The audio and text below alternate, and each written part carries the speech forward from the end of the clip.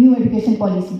But what did we want in the name of new education policy? What did we want in the name of a national education policy? We wanted a review of the 34 years. We wanted a concrete review of those last 34 years, that as a country, what in the last 34 years we have proceeded, what difficulties, what are the challenges that we face, what improvement we could do.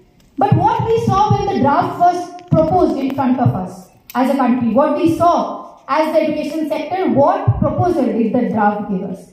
The draft gave a proposal where it was totally talking about commercializing education, about putting a central structure to the education, dismantling the federal structure of education, and also it gives ways that growing communal aspects within the education can be brought into place.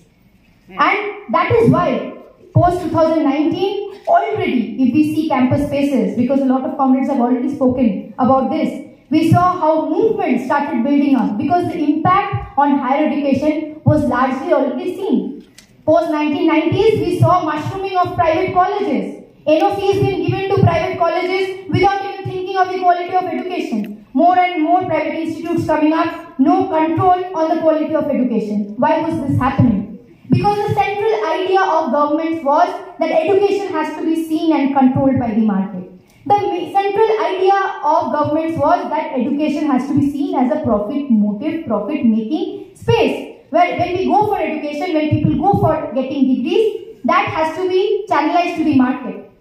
And why so? So that critical thinking can be dismantled from the space of education. So that scientific, rational thinking can be dismantled from the space of education. And I come to examples that why are we saying so? Because we have concrete examples at this moment through our experiences that how we are seeing in spaces of higher education. Today, when a student goes to IIT, today when a student goes to IIM, today when students goes to higher education institute, they're not thinking about whether they can get through those institutes. What they're thinking about the fee structure. They're thinking, even if I have the merit, even if I have the percentage, will I be even able to step into those institutes to get my degree? No.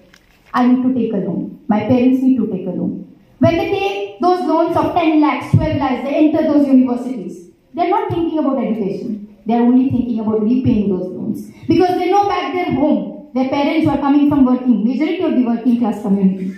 Their parents have some aspirations, their family has some aspirations that they have put on the child. The child has to fulfill those. And how do they fulfill those? By repaying those loans. So those 4 years of BTech degrees, those 3 years